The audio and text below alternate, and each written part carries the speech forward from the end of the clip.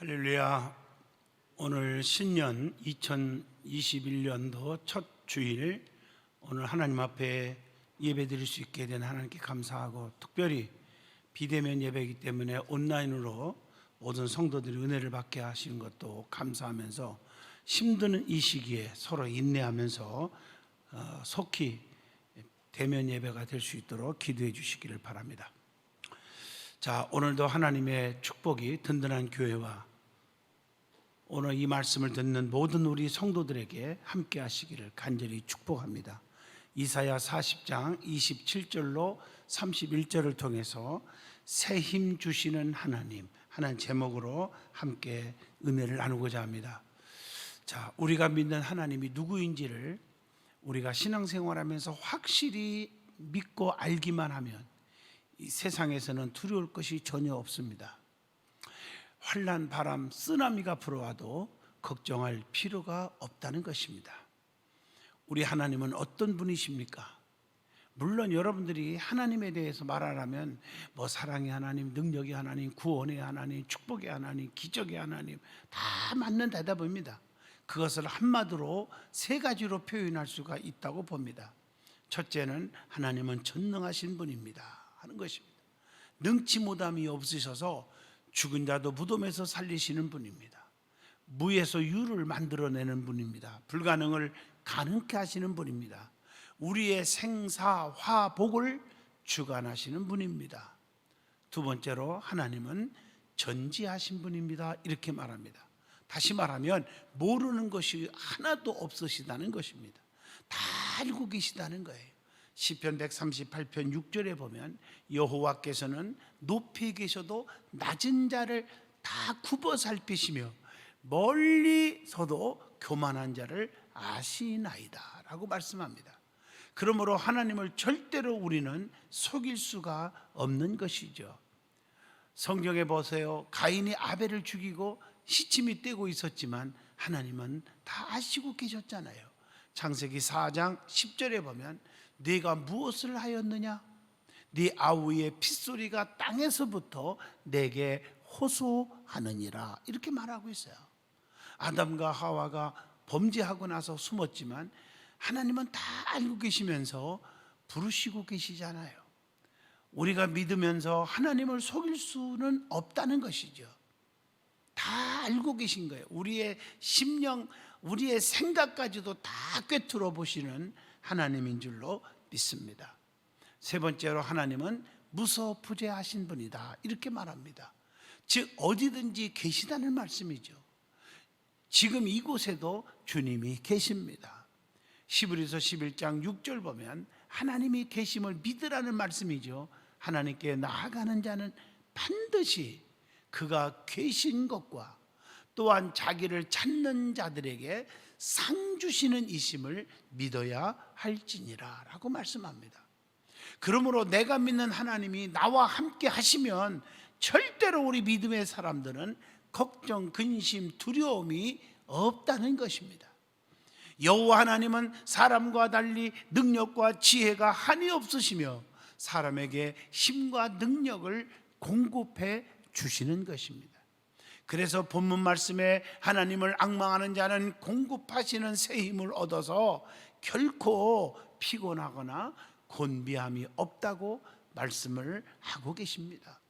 오늘 본문 말씀을 중심으로 새 힘을 주시는 하나님, 그 하나님은 어떤 분이시고 또 새 힘을 주시면 우리에게 어떤 일이, 어떤 결과가 오는지 오늘 두 가지 차원에서 말씀을 드리고자 합니다. 제일 먼저 하나님은 영원하시며 땅끝까지 창조하신 자이시라는 것입니다. 본문 28절을 보면 너는 알지 못하느냐? 듣지 못하였느냐? 영원하신 하나님 여호와 땅끝까지 창조하신 이는 피곤하지 아니하시며 곤비하지 않으시며 명철이 한이 없으시며, 오늘 본문 27절에 보면 이스라엘 백성들이 하나님을 향하여 원망하고 있잖아요. 그들은 정말 이것은 그들의 무지에서 나온 거라고 밖에 볼 수가 없죠. 그들은 자신들의 상황이 열악함을 인하여 하나님께서 자신들을 돌보지 아니하신다고 불평을 하고 있는 것입니다. 그러나 사실은 하나님께서 그들을 돌아보지 아니하심 때문이 아니라 그들 스스로의 죄악 때문에 어려운 상황에 빠진 것입니다. 자신들의 문제 때문에 하나님께서 질병을 내리신 것을 깨닫지 못하고 오히려 하나님을 원망하는 죄를 저지르고 있다는 사실을 아셔야 합니다.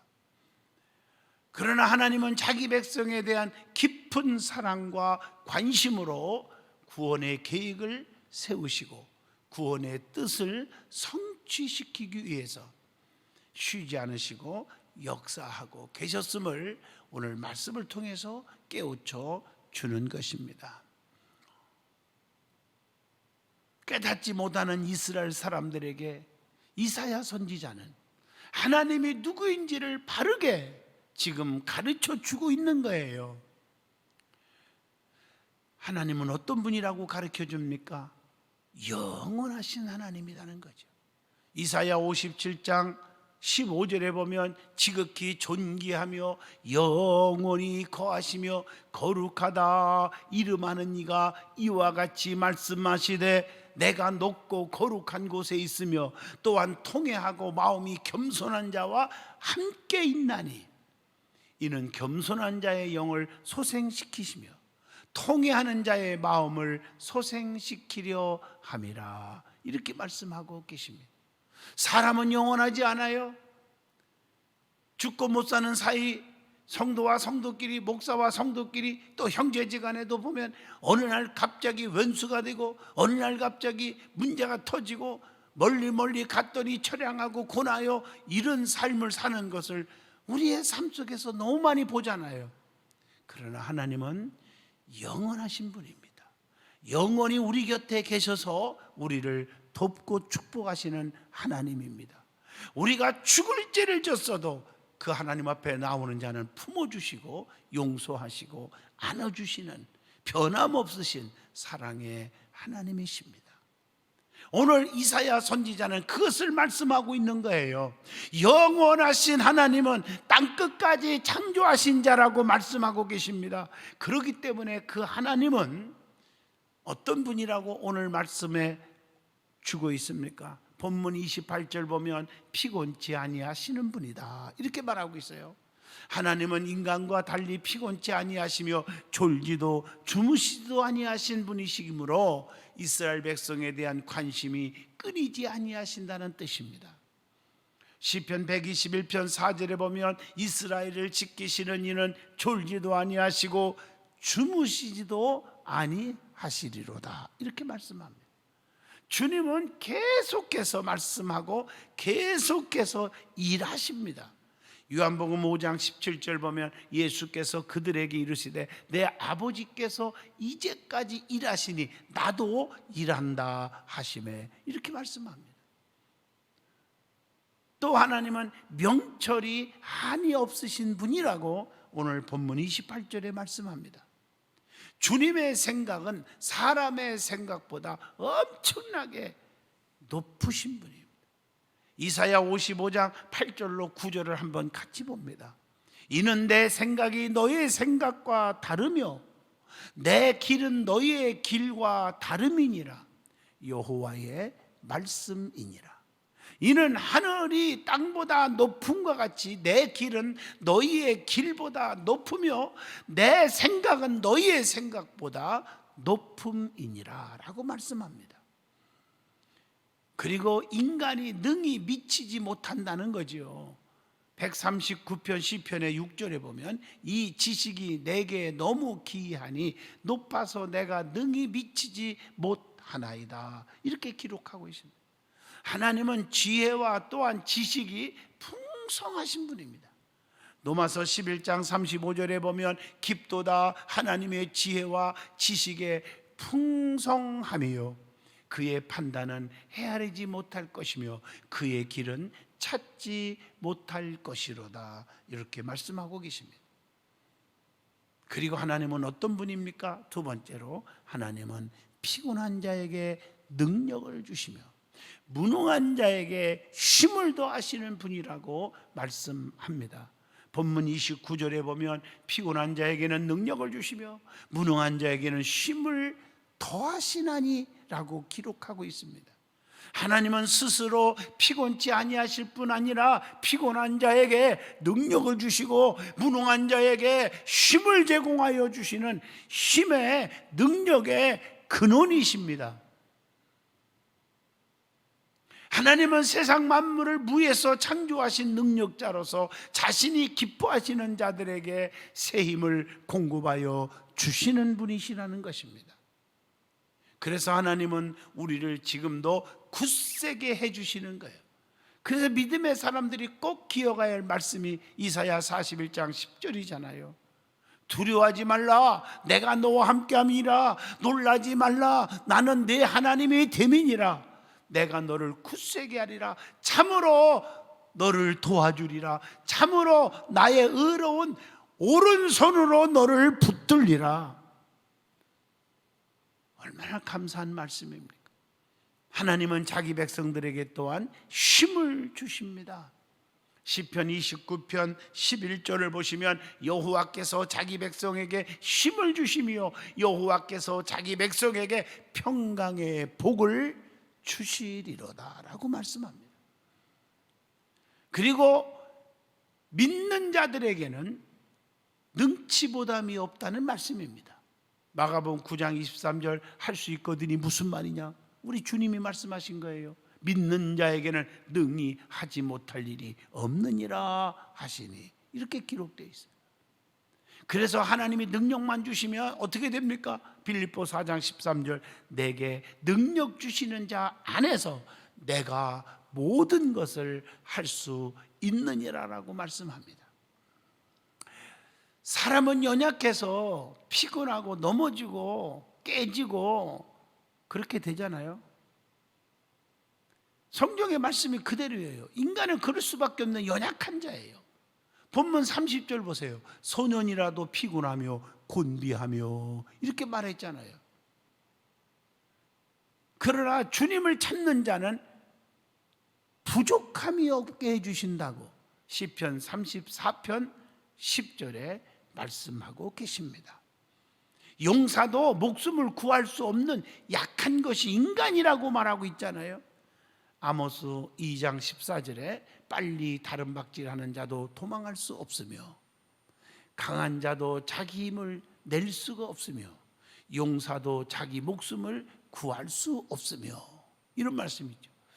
나는 이 성경 구절을 보면서 꿈꾸는 생각이 들어요. 꿈을 가끔 꾸면 많은 분들도 그런 꿈을 많이 꾼다 하더라고요.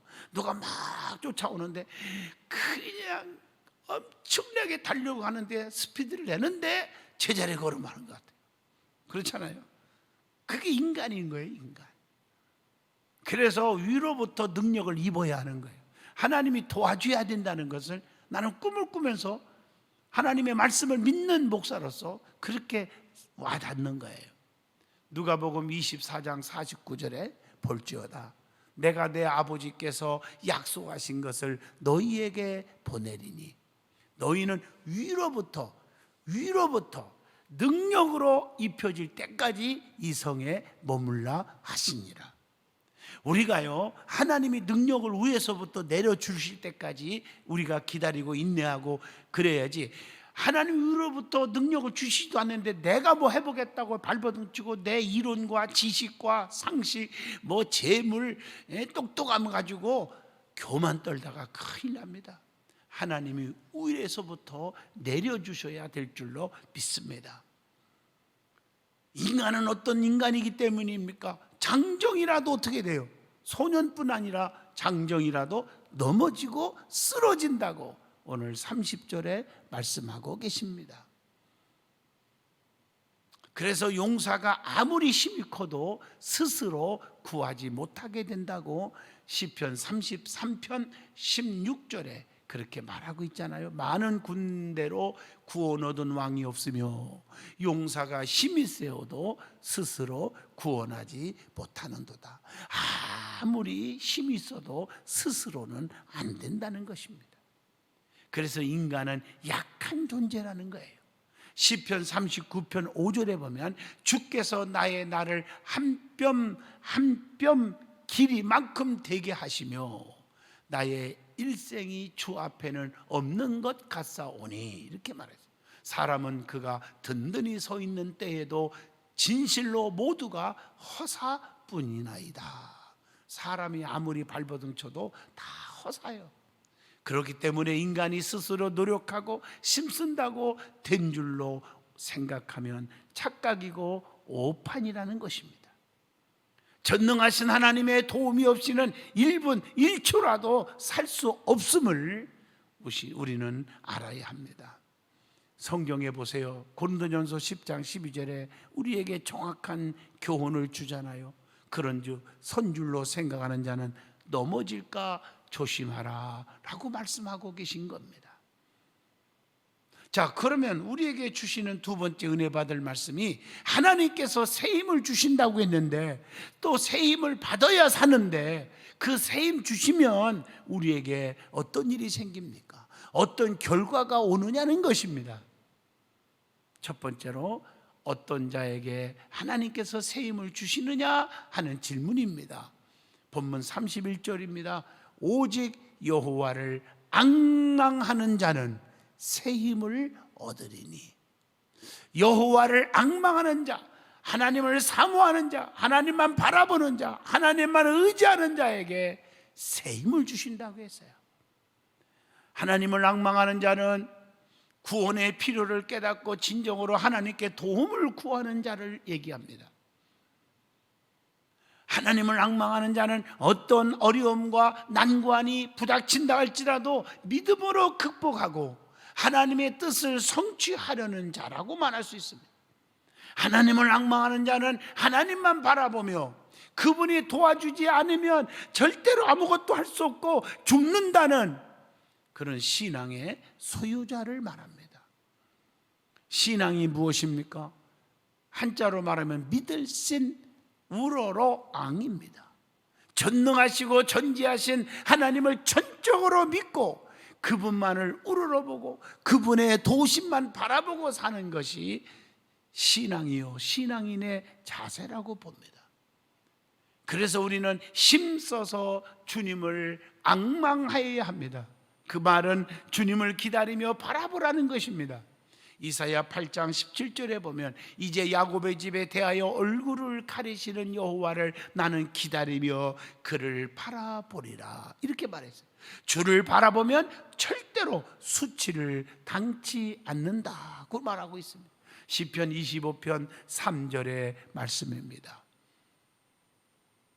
그리고 주님을 바라보고 그 도를 지켜야 한다는 것입니다. 시편 37편 34절에 여호와를 바라보고 그의 도를 지키라, 그리하면 네가 땅을 차지하실 것이라, 이렇게 말하고 계십니다. 그리고 주님을 기다려야 한다고 했어요.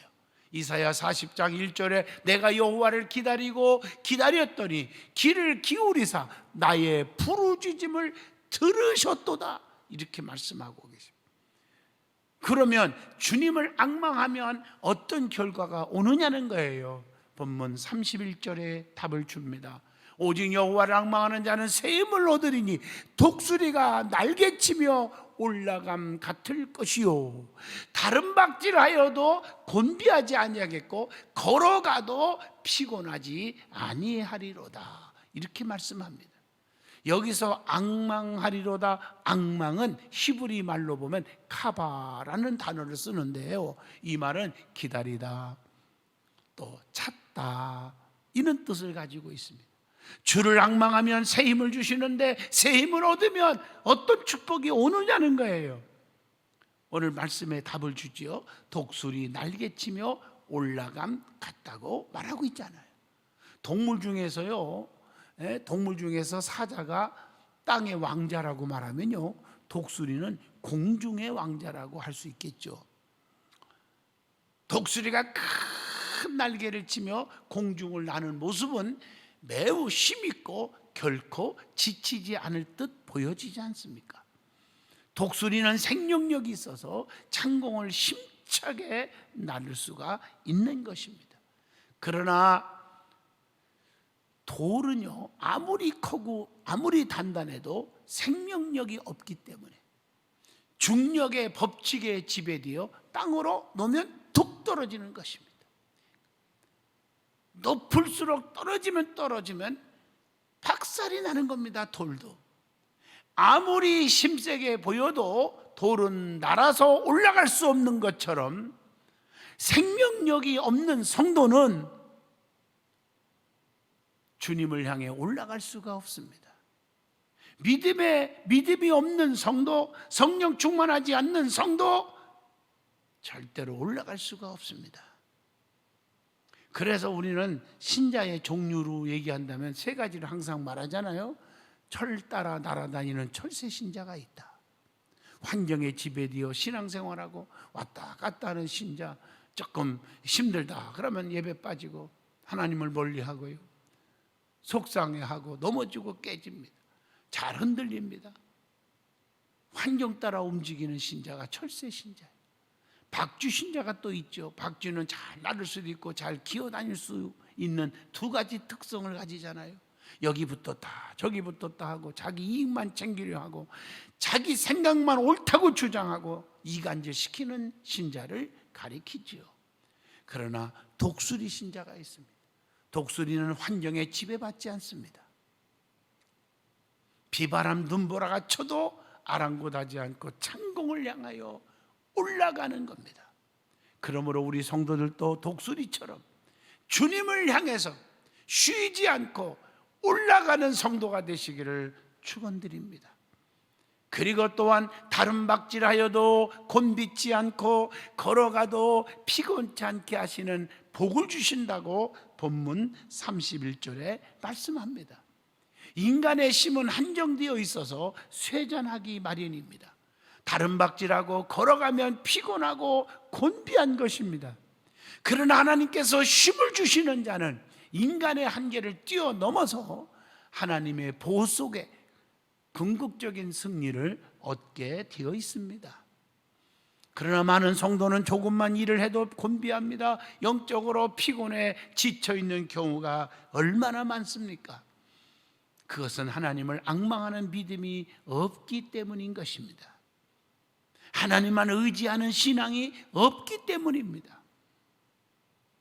그리고 하나님께서 새 힘 주시면 삶의 질에 변화가 온다는 것입니다. 하나님은 피곤치 않고 곤빗지 않고 명철이 한이 없으신 분이기 때문에 우리에게 능력과 새 힘을 주어서 어떤 상황 속에서도 이길 수 있는 삶을 살게 해주심으로 삶의 질을 좋아지게 한다는 것입니다. 특별히 하나님을 앙망하는 자는 새 힘을 주셔서 독수리에 날개치고 올라감을 가리키고 있지 않습니까? 이 말씀은 우리의 삶 속에 절대로 권태나 스트레스를 없게 해주시겠다고 하는 축복의 메시지인 것입니다. 이것이 삶의 질의 변화인 것입니다. 그러면 삶의 질의 변화는 네 가지 변화를 말한다고 저는 생각합니다. 첫째로는 장소의 변화입니다. 인간은 오랫동안 세상 속에서만 살다 보면 우울해집니다. 스트레스를 받게 되고 권태를 느끼게 되어 있습니다. 그렇기 때문에 하나님의 성전에 머무르는 은혜의 장소에 항상 머무르는 영적 장소의 변화가 있어지기를 바랍니다. 그래서 시편 122편 1절에 사람이 내게 말하기를 여호와의 집에 올라가자 할 때에 내가 기뻐하였도다 라고 말씀합니다. 어떤 분들이 많이 연수원에 다녀와서 목사님 어쩌면 하나님이 지혜를 주셔서 이런 때에 연수원을 세워서 우리의 마음을 편하게 해줍니까? 그래서 그 산에 1시간짜리의 그 연수원 뒤에 산에서 등산하고 내려오면요 그렇게 상쾌하고, 지금도 그렇지만 이 코로나 시대가 끝나면 대박이 날 것입니다. 어제 수많은 분들이 저한테 힘을 주는 그런 용기를 주는 전화를 걸려왔습니다. 사람은 용기를 주는 사람이 있고 사람을 맥 빠지게 만드는 사람이 있거든요. 하나님은 용기를 주는 자에게 복을 주실 거다 그렇게 기도해 줬어요. 그리고 얼굴의 변화입니다. 두 번째가 믿는 자들은 항상 얼굴이 밝아져야 합니다. 찌푸린 얼굴의 상을 없애고 웃는 얼굴의 상을 갖는 것은 행복한 얼굴을 덧입는 것이 되는 것입니다. 상쾌한 인상은 다른 사람에게 긍정적 자세를 가져다 주는 것입니다. 우리 얼굴은 항상 주님을 향한 얼굴이 되어야 합니다. 하나님께 소망을 두는 것은 행복을 가져다 주게 되는 것입니다. 그래서 시편 146편 5절에 소망을 두는 자가, 하나님께 소망을 두는 자가 복이 있도다라고 말씀을 하고 계신 것입니다. 어떤 사람의 얼굴은 칠면조같이 자주 변하는 사람이 있잖아요. 붉었다 파랗다 노랗다 하얗다 기분 따라 변해요. 그래서는 안 되죠. 그렇기 때문에 성경은 말씀합니다. 빌립보 4장 4절에 주 안에서 항상 기뻐하라 라고 말씀합니다.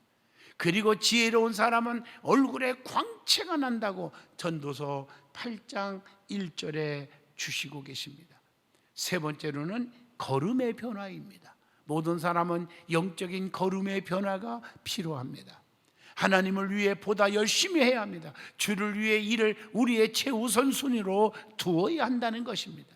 시편 37편 23절에 여호와께서 사람의 걸음을 정하시고 그의 길을 기뻐하시나니 라고 말씀합니다. 그리고 우리의 걸음마다 주님이 지켜주셔서 어디를 다니나 주님이 형통케 하실 것이라는 것입니다. 네 번째로는 은혜의 변화입니다. 고린도후서 9장 8절에 하나님이 능히 모든 은혜를 너희에게 넘치게 하시나니라고 말씀합니다. 그리고 모든 일에 넉넉하게 모든 착한 일을 넘치게 하게 하려 하심이니라 라고 말씀합니다. 사람을 의지하면 낙심합니다. 실망합니다. 쉽게 권태가 옵니다. 그러나 하나님을 의지하면 하나님이 은혜를 주사 실망하거나 권태가 오지 않게 해주신다는 것입니다. 하나님의 은혜를 더욱더 사모하는 변화가 일어나기를 진심으로 축원드립니다. 은혜의 찬양대, 은혜의 성도, 은혜의 구역, 은혜의 남전도 여전도회, 은혜의 장로님, 은혜의 성도들이 다 되시기를 축복합니다. 결론적으로 말하면 베드로는 물 위로 걸어오시는 주님의 능력을 바라볼 때는 물 위로 걸어갈 수 있었지만 줄넘기는 파도를 보자마자 빠지고 말았습니다.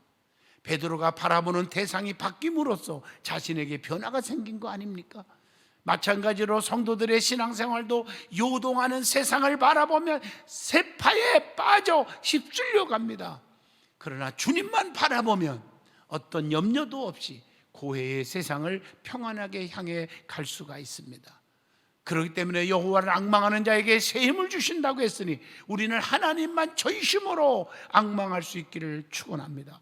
세상을 의지하고 세상을 기대하고 사람을 기대하지 말고 하나님께로만 기대하시기를 축복합니다. 기도합니다. 거룩하신 하나님, 하나님만 앙망하는 성도들이 되게 하시고 하나님이 주시는 새 힘을 얻게 하여 주옵소서. 예수님 이름으로 기도하옵나이다.